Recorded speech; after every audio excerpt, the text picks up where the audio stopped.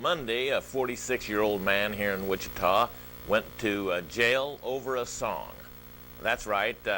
It was down at a convenience store at Harry and Webb, and gentleman was there filling his car up with gas when another car came in and pulled up at a nearby pump, and the new guy had his one of those music just going so loud. You've seen them, haven't you? Just wham, wham, bam, bam, and all that.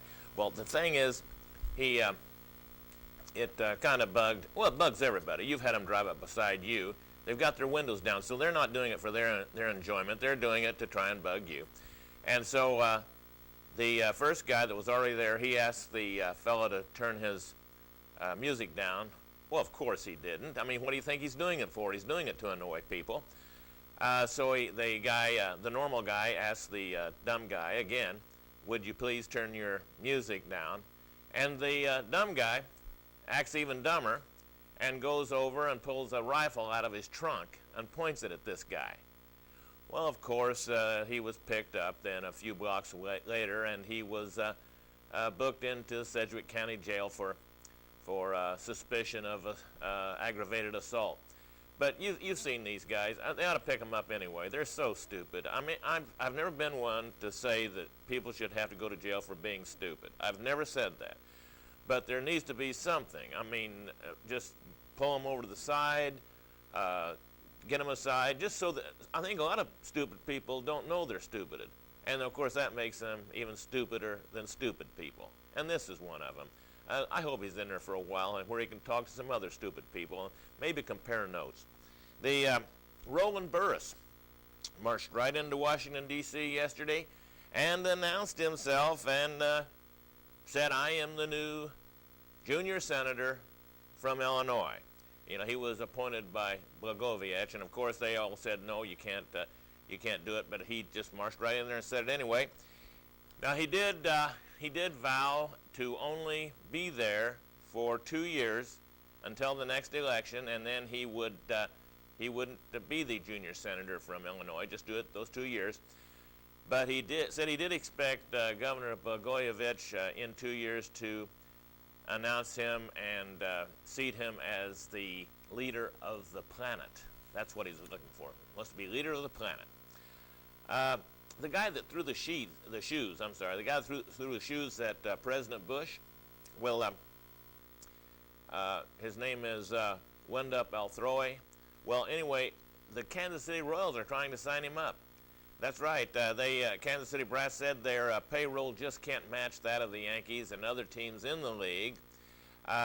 So they're going to have to be more creative, and they thought that maybe if they could sign up Althroy, that would be a pretty good idea and creative. Now, while the Yankees are out there, they're paying more than $200 million for their new signees. Well, the Royals think they can get Althroy for maybe $75,000 a year. And, of course, his own personal cobbler. They can travel around with him and make his shoes for him.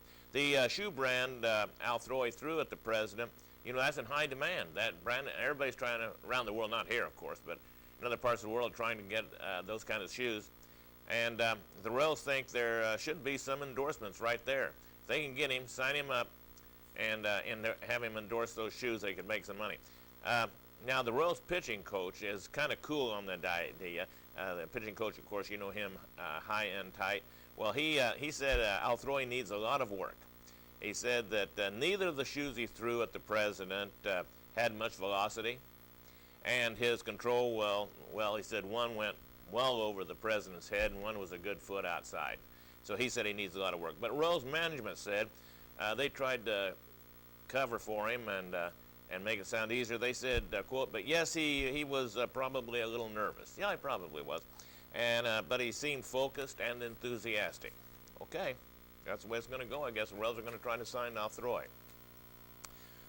Carolyn Kennedy. Carolyn Kennedy announced that she'd like to be named the Playboy Playmate of the Year. Now, she said she had already phoned Playboy publisher Hugh Hefner and made her wishes known. Representatives from Hustler, Maxim, and other nude magazines criticized the idea, claiming that Kennedy had no experience posing nude. one of the top candidates for Playmate of the Year, Miss April, said not only has she not had a layout in any of this year's publications, I've never heard of a Carolyn Kennedy layout ever. Well, Carolyn's Uncle Ted said just because she hasn't been laid out publicly doesn't mean she doesn't have experience getting laid out. Hey, she's a Kennedy. Well, that must explain it. Okay, give her a chance. Hefner said he hopes to have the Playmate of the Year named within a month. Hope he gets it done. Hope everybody else gets everything else done. I still haven't made my resolutions, but I know everything's going to work out great this year. I really do have faith in that. And this is Bucky Walters for Your Hour with Walter Down News. I'll see you next time.